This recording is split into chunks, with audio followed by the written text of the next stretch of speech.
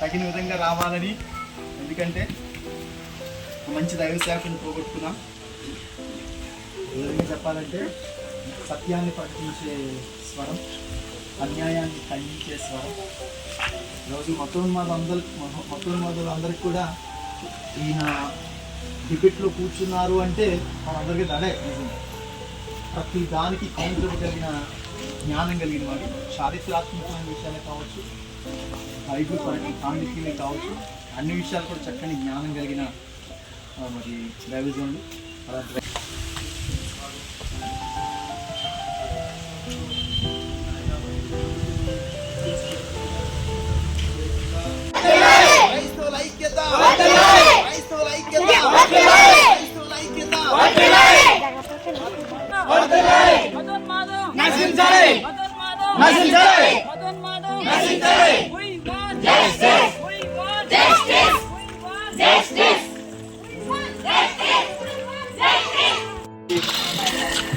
పగడాల గారి యొక్క మరణం యాక్సిడెంట్ అని ప్రభుత్వాలు చెప్తా ఉన్నాయి.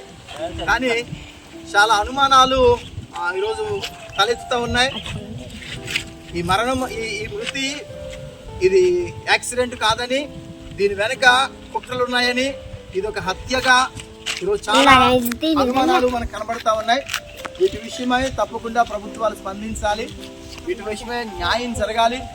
యావత్ క్రైస్తవ్యంలో ఈరోజు జరుగుతున్న మతోన్మాద శక్తులన్నింటినీ కూడా అన్నిటి విషయంలో ప్రభుత్వాలు వెంటనే స్పందించి చర్యలు తీసుకోవాలని అమలాపురం, బిఆర్ అంబేద్కర్ కోనసీమ జిల్లా అమలాపురం ప్రాంతం, కాకిరేనికోన మండలం, గుంతుకూరు ప్రాంతంలో ఎద్దనపల్లి న్యూ కాలనీలో మరి పరిశుద్ధ అగ్ని ప్రార్థనా మందిరం యొక్క సంఘం ద్వారా ఈరోజు మేము నిరసన తెలియజేస్తా ఉన్నాం.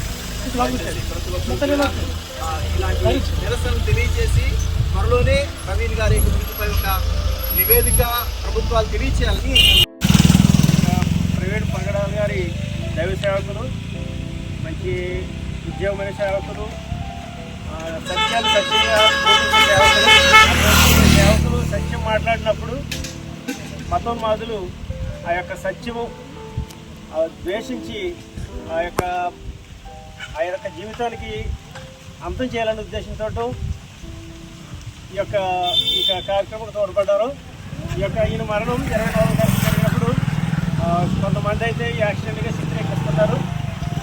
కానీ ఈ మరణాన్ని మనం ఒకసారి పరిశీలించినట్లయితే కనుక అది ఒక యాక్సిడెంట్ కాదు, ఇది ప్రత్యేకంగా హత్యగా చేయించబడ్డనే విధంగా ఆ యొక్క మన పరిశీలించినప్పుడు కనబడుతూ ఉన్నాయి. విషయంలో చాలా విషాదకరమైన విషయం అది. అయితే ఈ లోకానికి సత్యం అంటే ఇష్టం ఉండదు, సత్యం చెప్తే వాళ్ళకి బాధ. కనుక వాళ్ళ పరిస్థితి గ్రంథంలో ఆయన సత్యము ప్రకటించమని దేవుడు చెప్పాడు. కనుక బ్రతుకును మార్చుకోమని చెడు అలవాట్ల నుంచి బయటికి రండి, త్యాగం తాగొద్దు, వ్యభిచారం చేయొద్దు, దొంగతనం చేయొద్దు, మోసం చేయొద్దని చెప్పారు.